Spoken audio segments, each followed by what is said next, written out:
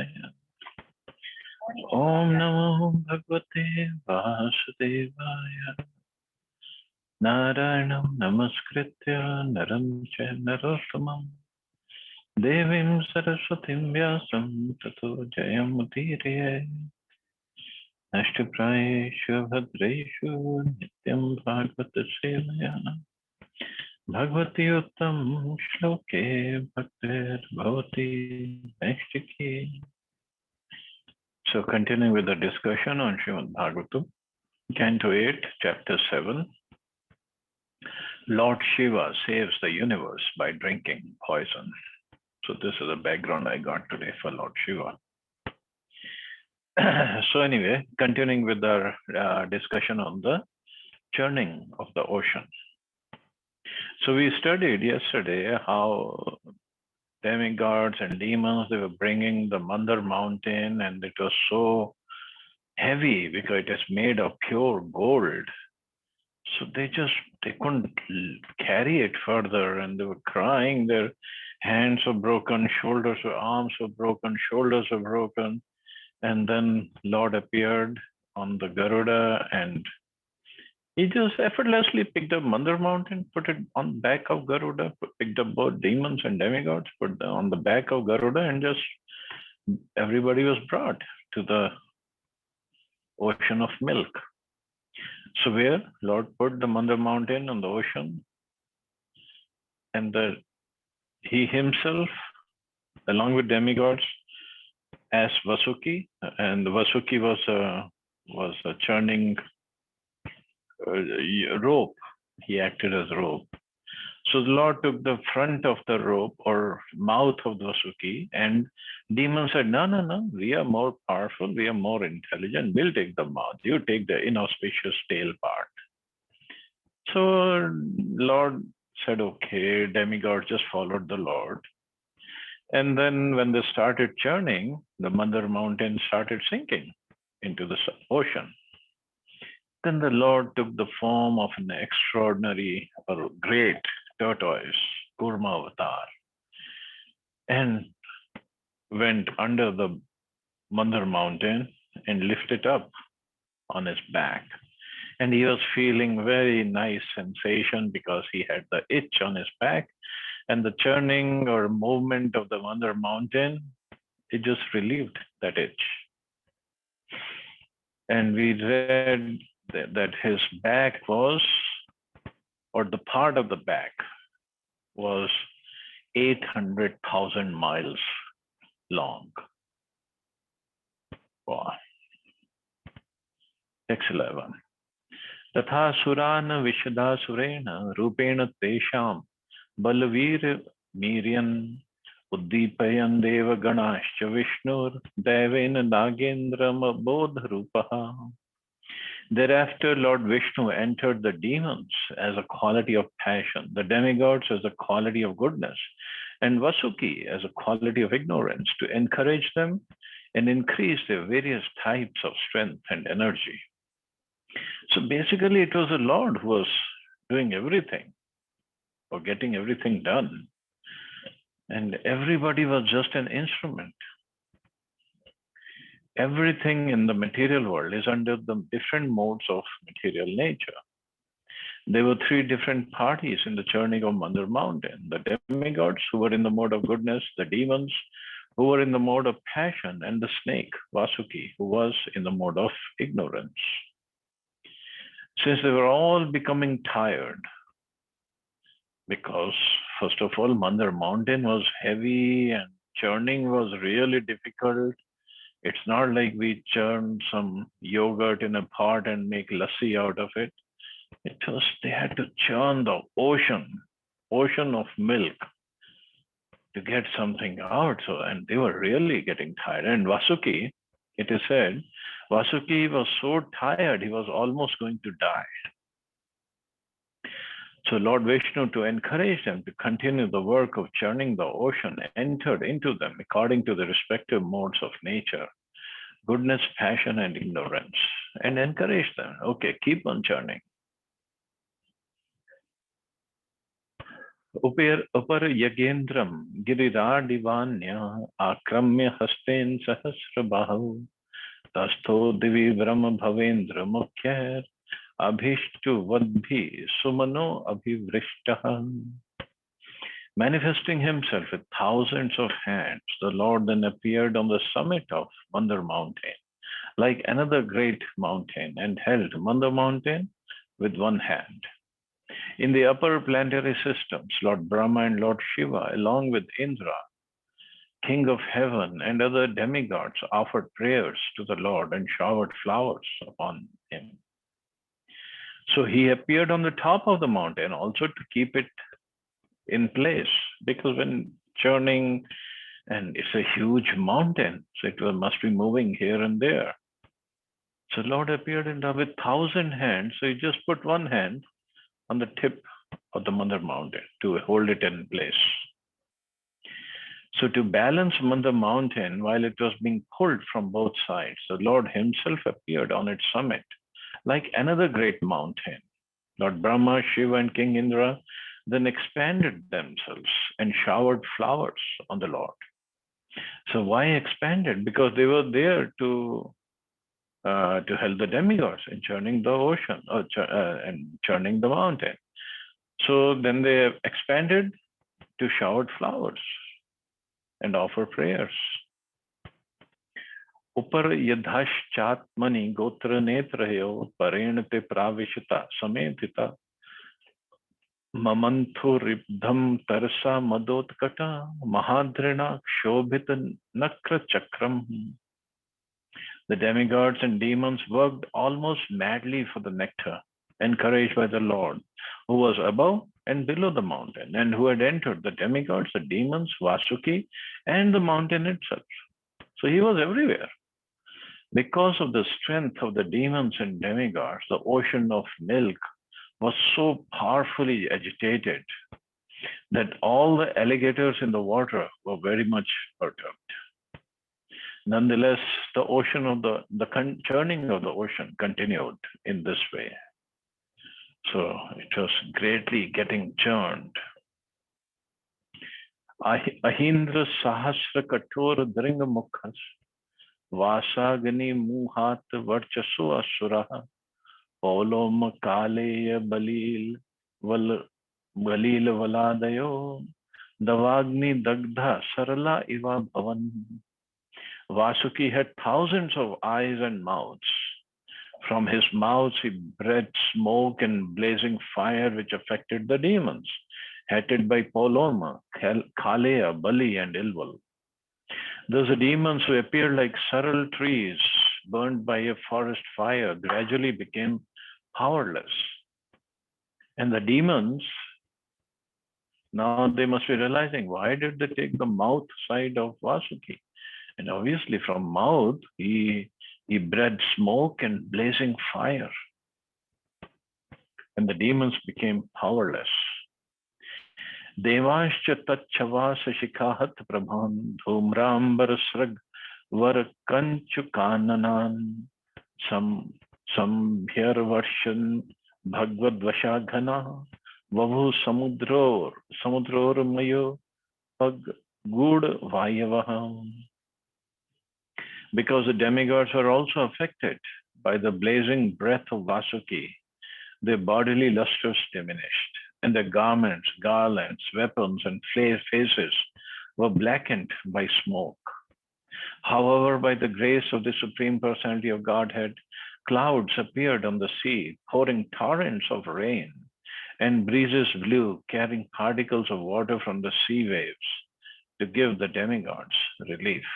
So demigods were on the tail sides, so they were also affected, but not that much. And the Lord did what? He made clouds appear in the sea and pouring torrents of rain. So that gave relief to the demigods.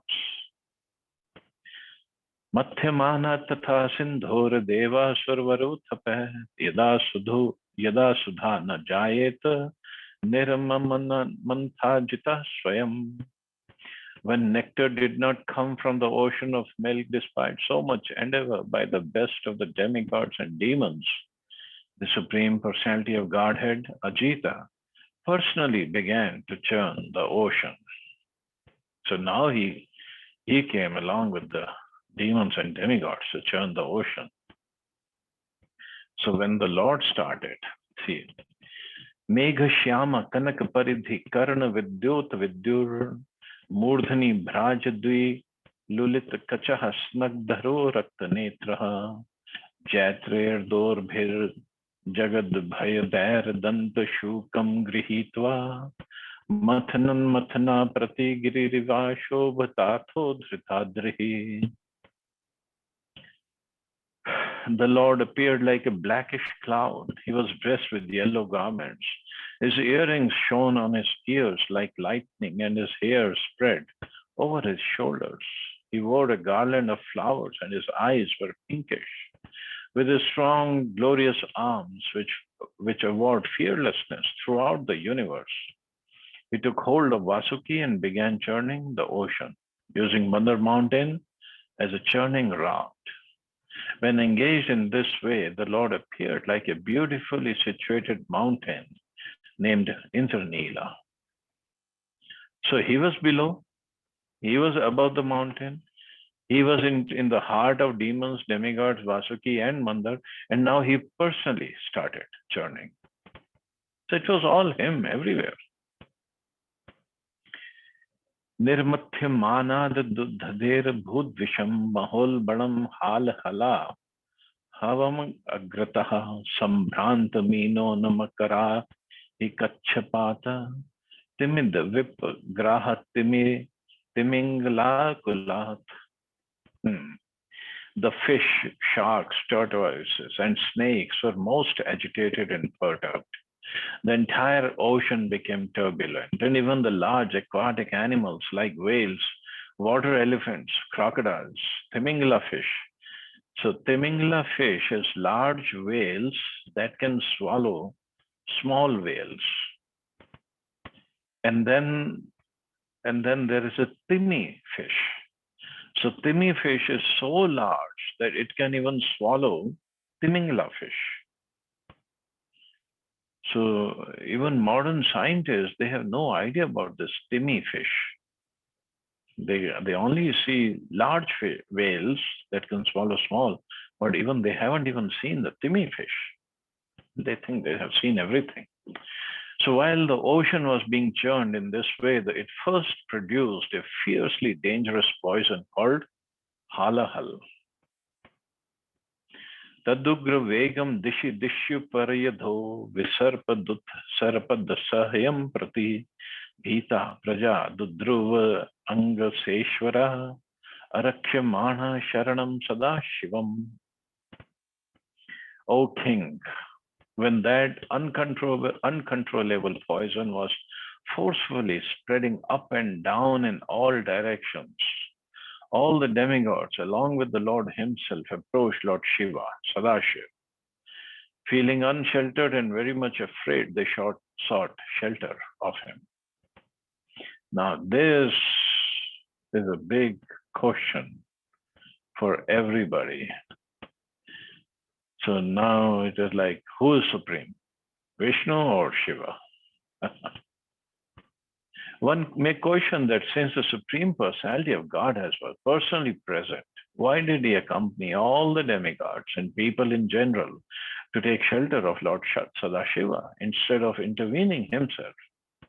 In this connection, Srila Madhvacharya warns that Rudrasya Yashaso Arthaya Swam Vishnor Visham Vibhu Na Sanjare Samartho Api Vayum Choche Prashantaye. Lord Vishnu was competent to rectify the situation, but in order to give credit to Lord Shiva, who later drank all the poison and kept it in his neck, Lord Vishnu did not take action. So he wanted to give credit to Lord Shiva. And actually this picture behind me, it's not drawn by ISKCON devotees, consulting all the scriptures. Actually, Lord Shiva is white in color. And by drinking this poison, he held the poison in his neck. And that's why his neck, or that part where the poison was kept, it just became a big circle in his neck, and that became black, or bluish black. So that's why he's called Neelkantha. So he's only Neelkantha, not Neel, the whole body. The question is why he kept it in the neck. Because in his heart, there is Krishna. And he didn't want the nectar, the poison to go down to the heart where Krishna is. So that's why he kept it in the neck. And it was a whole, we'll read how big that poison was. It wasn't just a little bit amount. Vilokya tam deva varam trilokya bhavaya devya abhimatam muninam asina madrava pavarka hetos tapo jushanam stibhi pranemuhu. The demigods observed Lord Shiva sitting on the summit of Kailash hill with his wife Bhavani for the auspicious development of the three worlds. He was being worshipped by great saintly persons desiring liberation.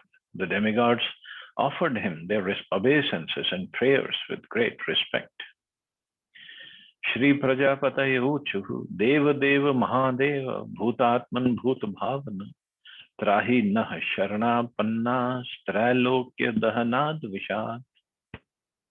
The Prajapati said, O greatest of all demigods, Mahadeva, super soul of all living entities and cause of their happiness and prosperity, we have come to take the shelter of your lotus feet.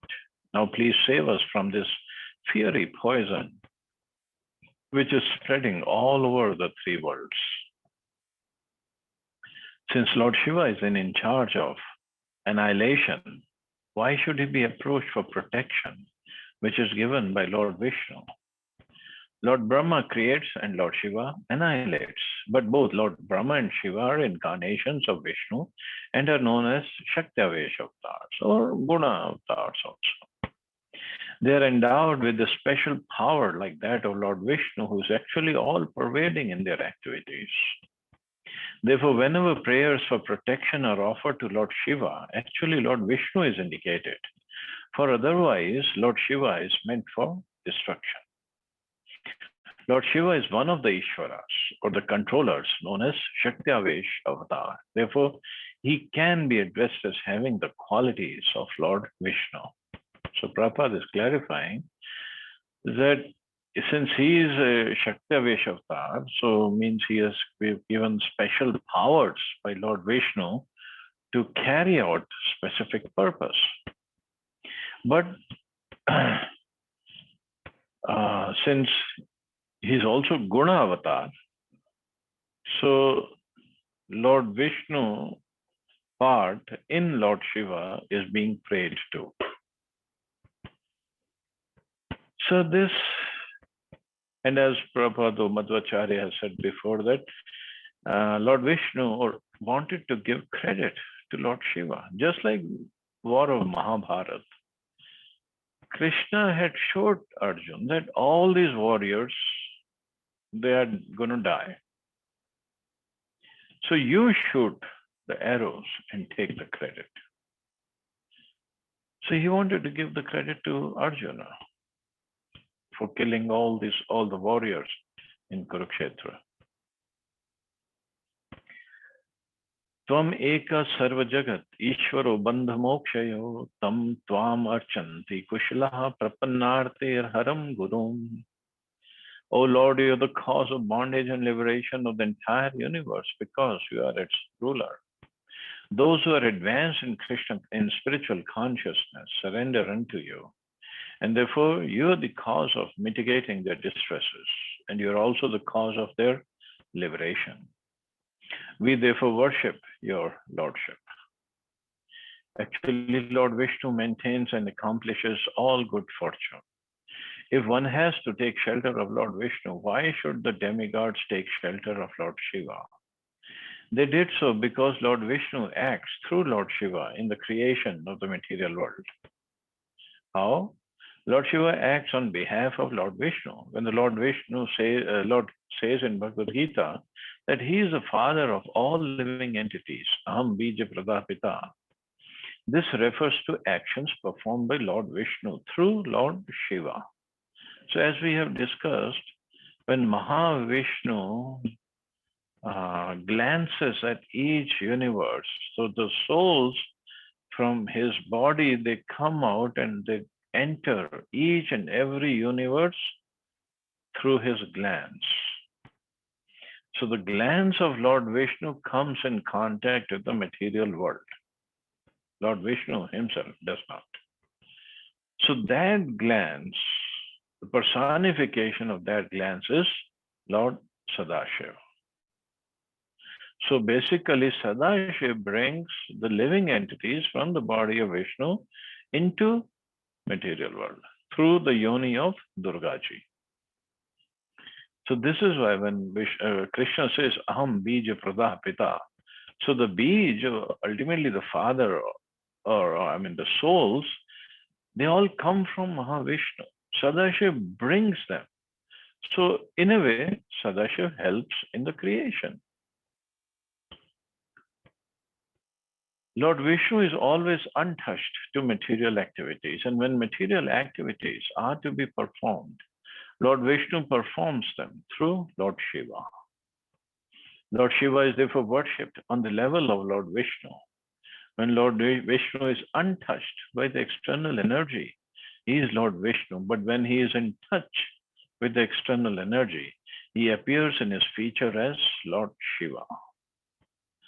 So just like Brahma Samhita says, Yatha Dadi Vikara Vishesha Yoga, means when there is a vikar, or when something is added to milk, a culture, it becomes yogurt. So milk can be transformed into yogurt, but yogurt cannot be transformed back into milk. So original is Lord Vishnu, but when, of course, he does not come in contact with external energy, but so it's like external energy plus Lord Vishnu becomes yogurt of Lord Shiva. Something like that can be understood in that way. So there is similarity and there is difference between Vishnu and Shiva at the same time.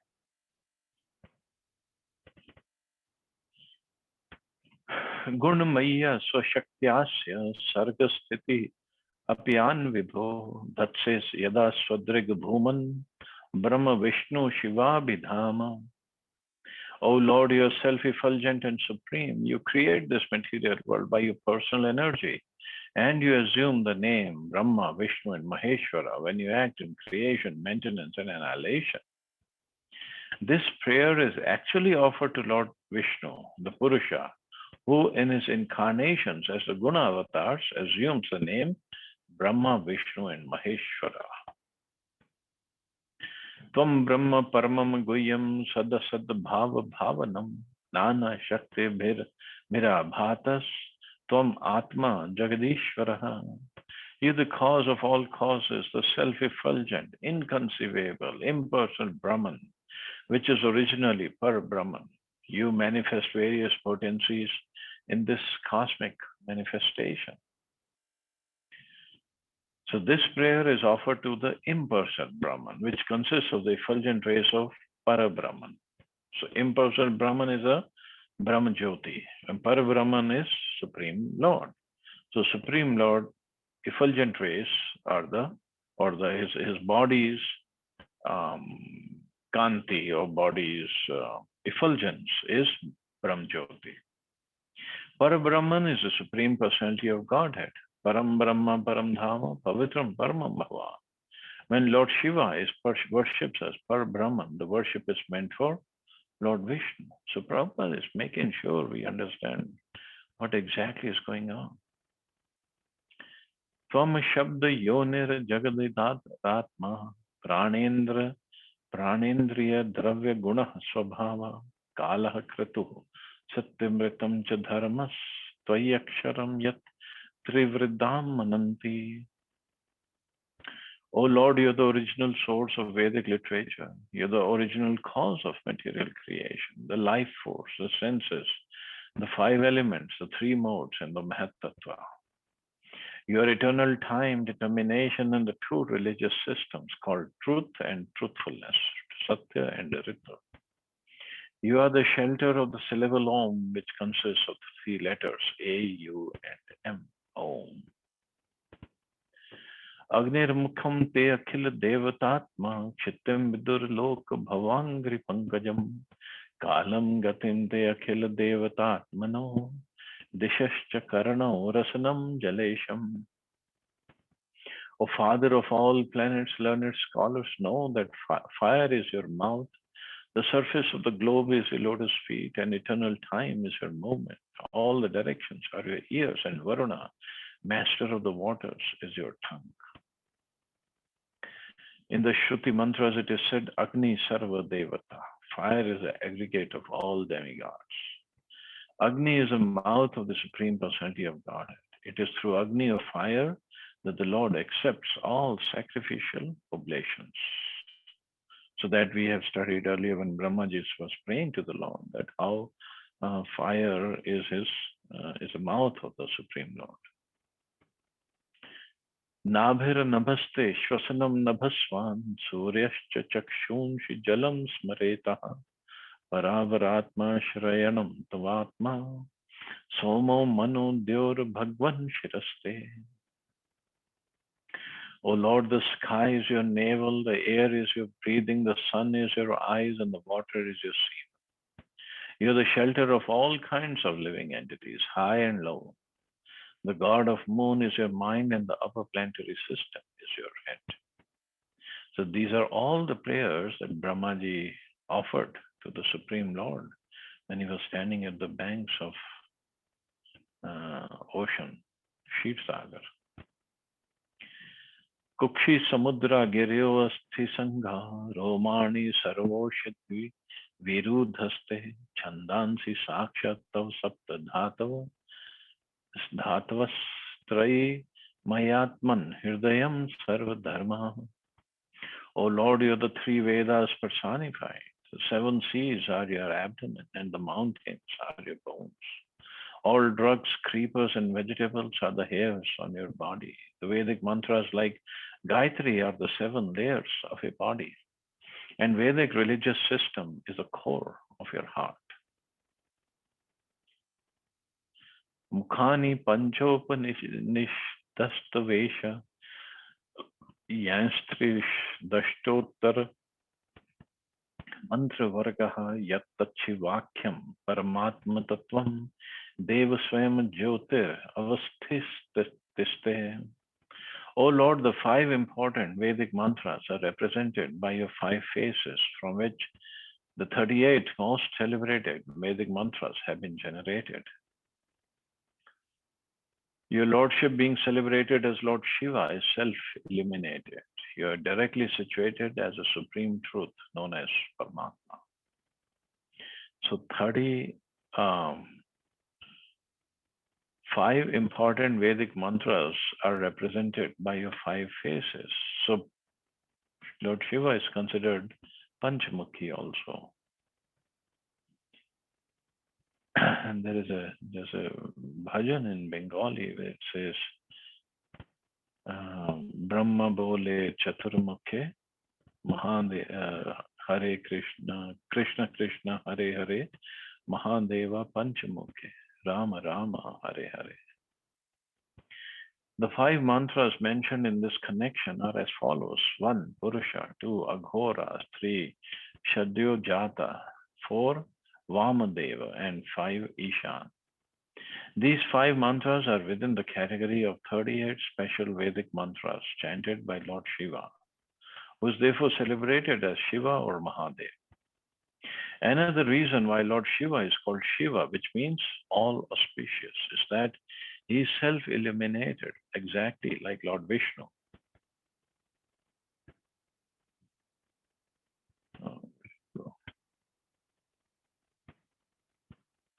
Okay.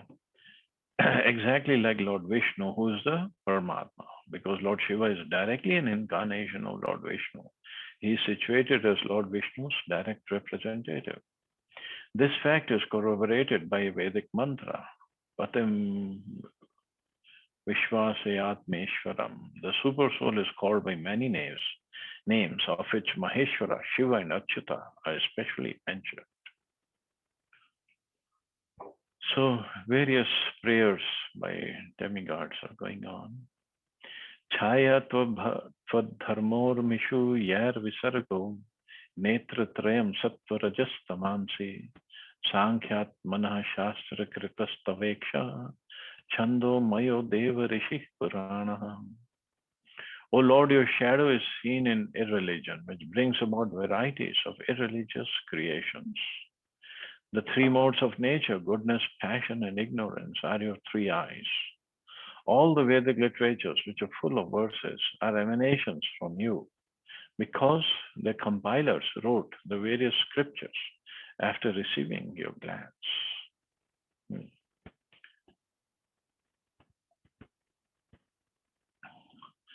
Nate Girithrakhila Lokapala Virinchi Vaikuntha Surendra Gamyam Jyoti Param Yatra Rajastamascha Sattvam na Yad Brahma Nirasta Bhedam. O Lord Girish, since the impersonal Brahman effulgence is transcendental to the material modes of goodness, passion, and ignorance, the various directors of this material world certainly cannot appreciate it or even know where it is. It is not understandable even to Lord Brahma, Lord Vishnu, or King of Heaven, Mahendra. So, of course, it is understandable to Lord Vishnu, but since if he is acting as Brahma, Vishnu, Mahesh, as a demigod, so the demigods are thinking that it is not understandable for him. So, what is Brahmjyoti? The Brahmjyoti is actually the effulgence of the Supreme Personality of Godhead, as stated in Brahma Samhita, Yasya Prabha Prabhavato Jagadanda Koti. I worship Govinda, the primeval Lord who is endowed with great power. The glowing effulgence of his transcendental form is the impersonal Brahman, which is absolute, complete, and unlimited, and which displays the varieties of countless planets with their different opulences in millions and millions of universes. Although the impersonal feature of the Absolute is an expansion of the rays of the Supreme Personality of Godhead, it does not need to take care of the impersonalists who enter the Brahmjyoti. It does not need to take care of the impersonalists. Means he is just neutral with the impersonalists. Krishna says in Bhagavad Gita, Maya tadam idam sarvam jagat avyaktam murtina. In my impersonal feature, I pervade this entire universe. Thus, the avyakta murti, the impersonal feature, is certainly an expansion of Krishna's energy. Mayavadis who prefer to merge into this Brahman effulgence worship Lord Shiva. So Mayavadis, we know, they all worship Lord Shiva. Shankaracharya came. Lord Shiva came as Shankaracharya basically to trick people into Mayavad philosophy, saying that impersonal Brahman is the ultimate. These mantras are as follows: Tat Purushaya Vidmahe Shantyaya Mahadevyaya Dhimahi Vidyaya Tanno Rudra Pratishthayaye. And there's so many mantras, 38 of them. Last one is Sadashiva Jwalanmiyai. The impersonal Brahman is unknown even to the other directors of the Vedic creation, including Lord Brahma, Lord Indra, and even Lord Vishnu. This does not mean that Lord Vishnu is not omniscient. Lord Vishnu is omniscient, but he does not need to understand what is going on in his all-pervading expansion. Therefore, in Bhagavad Gita, the Lord says that although everything is an expansion of him, Maya tadam idam sarvam, he does not need to take care of everything. Na chaham teshu avasthita. Since there are various directors like Lord Brahma, Lord Shiva, and Indra to take care of all this. different aspects.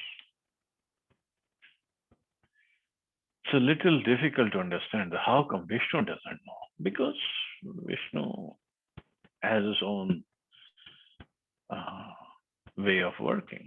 So whatever he doesn't want to know, he doesn't want to know. But Krishna knows everything. Kamadvaratre purkal garadya nekam neka bhut druha kshapyatah stutaye natate yastvanta kala idam atma kritam svanetra vahni sfuling shikhaya bhasitam naveda. When annihilation is performed by the flames and sparks emanating from your eyes, the entire creation is burnt to ashes. Nonetheless, you do not know how this happens. What then is said to be of you destroying the Dakshayagya, Tripurasura, and the Kalakuta poison? Such activities cannot be subject matters for prayers offered to you.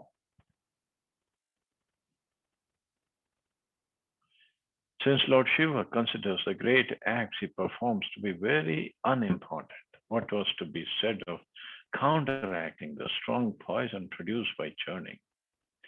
The demigods indirectly prayed that Lord Shiva counteract the Kalakuta or Halahal wish, which was spreading throughout the universe.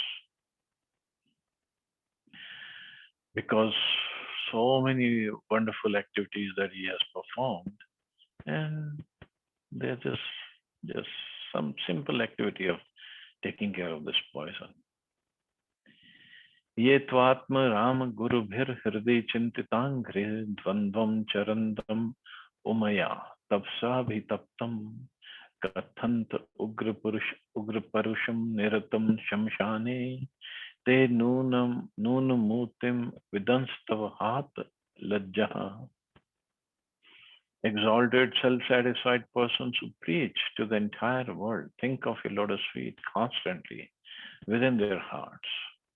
However, when persons who do not know your austerity see you moving with Uma, they misunderstand you to be lusty, or when they see you wandering in the crematorium, they mistakenly think that you are ferocious and envious.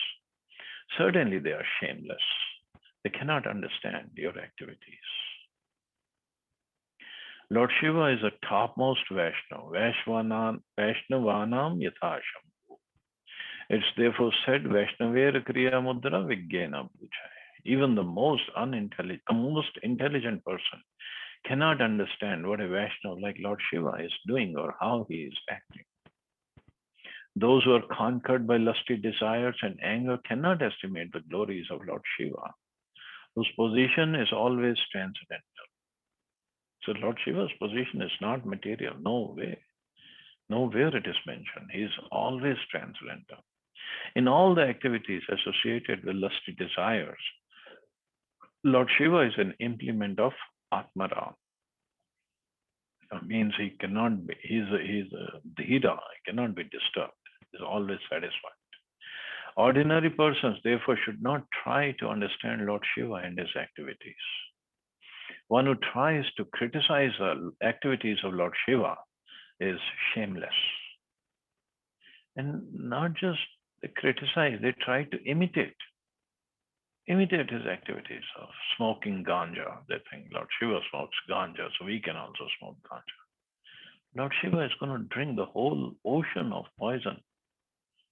So try drinking one drop of that poison first before even thinking of trying to imitate or understanding Lord Shiva and his activities. Impossible for ordinary persons. Tatta tasyate sadasato paratah parasya nanjah sarupa gamane prabhavanti bhumna brahmadaya kimut sanstavane vayam tu tatta sarga vishaya api shakti matram. Even personalities like Lord Brahma and other demigods cannot understand your position, for you are beyond the moving and non-moving creation. Since no one can understand you in truth, how can one offer you prayers? It is impossible. As far as we are concerned, we are creatures of Lord Brahma's creation. Under the circumstances, therefore, we cannot offer you adequate prayers But as far as our ability allows, we have expressed our feelings. So this is the mood of demigods headed by Prajapati. That we cannot even offer you proper prayers because we don't even know how glorious you are. So as far as our ability grows, ability allows, we have expressed our feelings.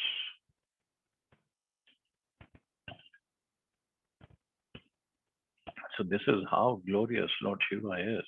Even demigods don't know his glories.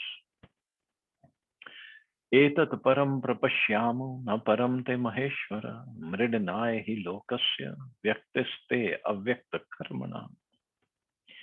O greatest of all rulers, your actual identity is impossible for us to understand. As far as we can see, your presence brings flourishing happiness to everyone. Beyond this, no one can appreciate your activities. We can see this much and nothing more. When the demigods offered their prayers to Lord Shiva, their inner purpose was to please him, so that he would rectify the disturbing situation created by the halal poison. As stated in Bhagavad Gita, kama astesta hita prapadyante anya devata. When one worships demigods, this is certainly because of deep-rooted desires he wants fulfilled by the mercy of those demigods. People are generally attached to the worship of demigods for some motive. So they don't worship demigods without any motive. So here also, demigods themselves have some motive. That's why they're worshipping Lord Shiva. Shri Shukavacha, Tadviksha Vyasanam Tasam Kripya Bhrishpidita Sarvabhuta Suhrita Deva Idam Aha Satim Priyam. Srila Shukdev Goswami continued.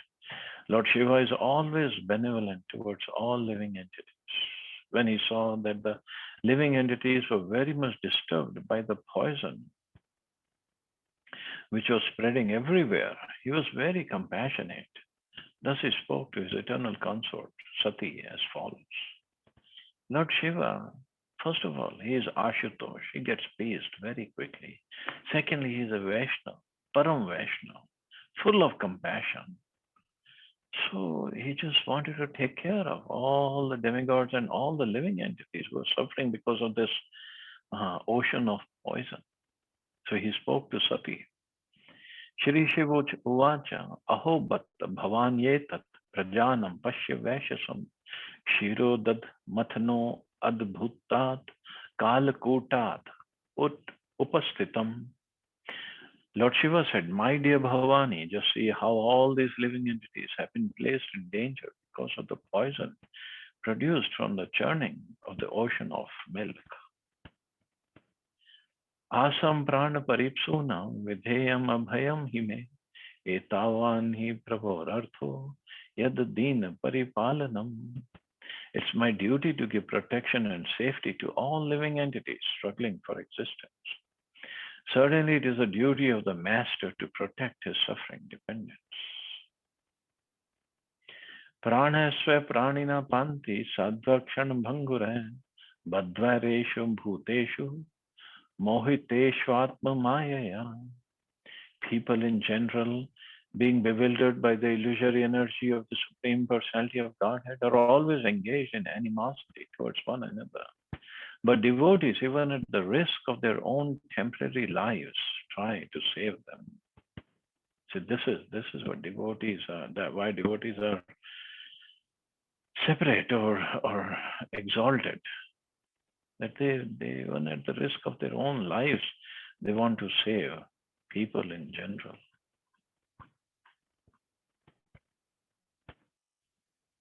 This is the characteristic of a Vaishnava, par dukkha dukhi.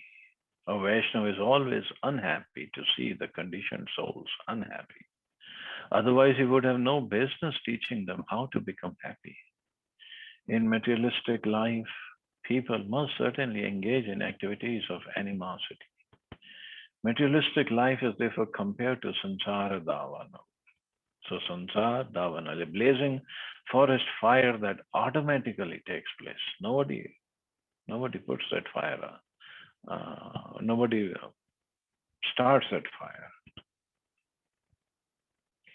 Lord Shiva and his followers in the Parampara system try to save people from this dangerous condition of materialistic life. This is the duty of devotees following the principles of Lord Shiva and belonging to the Rudra Sampradaya. There are 4 Vaishnava Sampradayas, and Rudra Sampradaya is one of them because Lord Shiva, Rudra, is the best of the Vaishnavas. Indeed, as we shall see, Lord Shiva drank all the poison for the benefit of humanity. This is a characteristic of a Vaishnava.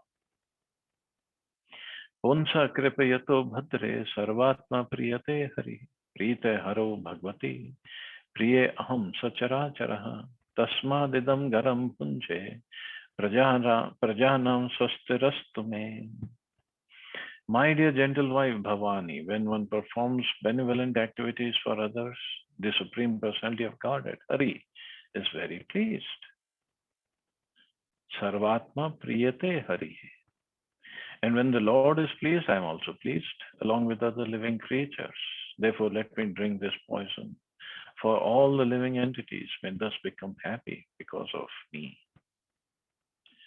So first thing, see, he himself, Lord Shiva is saying that if somebody does benevolent activities for others, Hari is pleased. So Lord Shiva is clarifying who is who. And then he is asking for permission from Sati, from his wife, to drink the poison. Why? He didn't have to ask for permission. We never see Lord Vishnu asking for permission from Lakshmi ji, maybe sometime, but not always. See, Lord Shiva, he's just he just wants to take care of everything, everybody. So Bhavani is his wife, who's considered better half. So the body, Lord Shiva thought, doesn't just belong to me. It belongs to Sati also. So he had to take her permission. And also, Sati is the mother, or Durga ji is the mother of all living entities. So he is going to save some living entity, or all the living entities in the material world. So he's just informing her. That's another, there's a beautiful relationship between Shiva and Sati or Parvati or Durga, the same person. Shri Shukuvacha, evam amantra Bhagavan Bhavanim Vishbhavana Tad Visham Jagdhumaredhe Prabhavagyanvamodata. Srila Shukdev Goswami continued, after informing Bhavani in this way, Lord Shiva began to drink the poison, and Bhavani, who knew perfectly well the capabilities of Lord Shiva, gave him her permission to do so.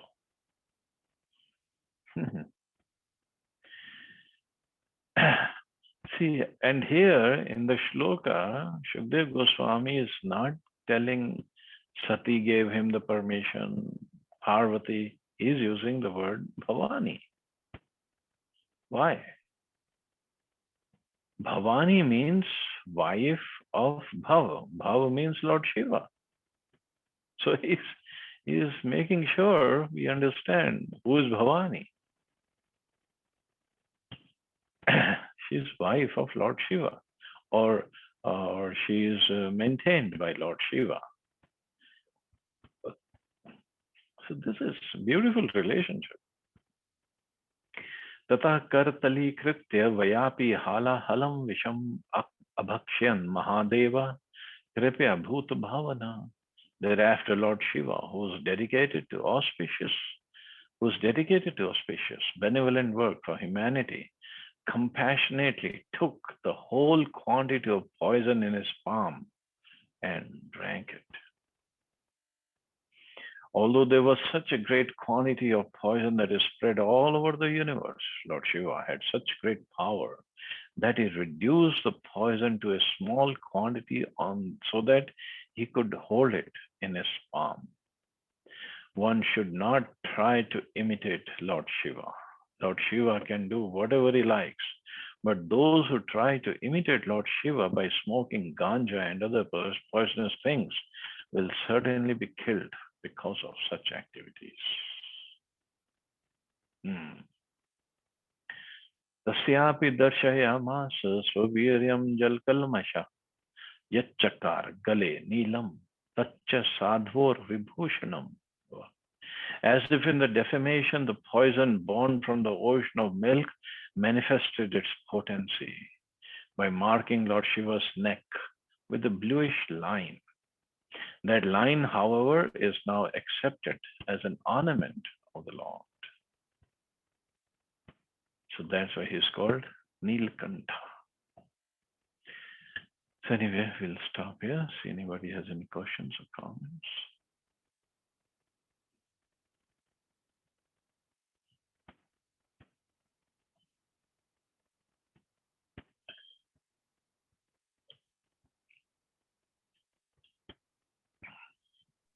Hare Krishna. Prabhuji, please accept my humble obeisance. Please accept mine. Prabhuji, Lord Shiva can bestow us for pure devotional services or only for the material seek we need to approach Lord Shiva. Lord Shiva has that ability to give us. He is a Param Vaishnav. Yes, he can. But generally, people don't approach him for that. After hearing all the glorification of Lord Shiva, so a devotee who is following the spiritual path under the guidance of bona fide spiritual master, then they should approach Lord Shiva's temple for such benediction or see, they should is a wrong word. They can, but in the right mood. And Lord Shiva has his own sampradaya also, Vaishnava sampradaya, which is Rudra sampradaya. And these days, the Rudra sampradaya is headed by the Acharya Vishnu. What is his name? I'm just the name is on the tip.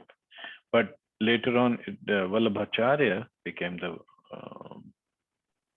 main Acharya. And so that sampradaya, Vallabhacharya called Pushti Margi, which they worship baby Krishna. So, or Srinath ji. So that comes under Rudra Sampradaya. So that's a Vaishnava Sampradaya. Yes, Prabhuji.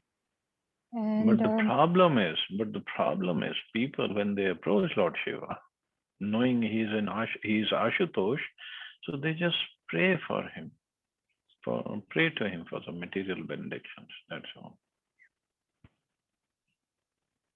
That is, in general, those who are not following the bhakti path, they approach Lord Shiva for any material benefits. But the pure devotee who knows that Lord Shiva himself is a great Vaishnava, so he can also grant us for pure devotion. That is where actually I wanted to understand that only Vishnu, Lord Vishnu only can grant us for pure devotional services, or Lord Shiva can also do that. No, Lord Shiva can, but again, Lord Vishnu himself does not give devotional service. Only his devotees do. Yes. Why Krishna or Vishnu does not give? Because he knows I'll come in control of my devotees. So he doesn't give. Generally, he doesn't give. But his devotees can.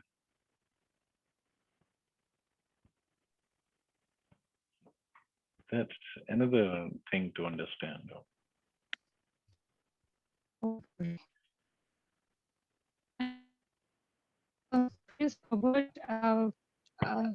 It was mentioned that while in glorifying Lord Shiva, in Bhagavad Gita also we studied that when we talk about Om, Om is Lord Krishna himself. And here also it is mentioned that Om is Lord Shiva also. So how to understand on this? That's what Prabhupada mentioned. When the demigods were praying to Lord Shiva, all the prayers that they were offering, actually that was for Vishnu, who has appeared as Lord Shiva. Or Lord Shiva, again, is part of Vishnu.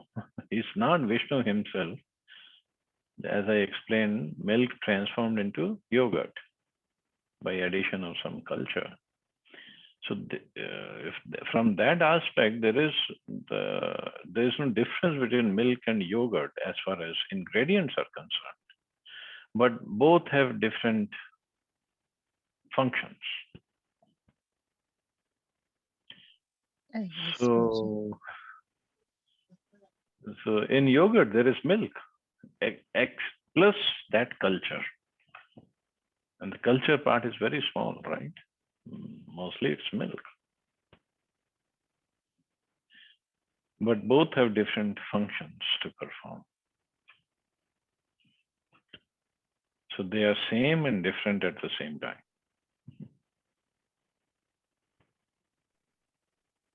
Yes, Prabhuji. Thank you so much. Yeah. Losing you. Yes.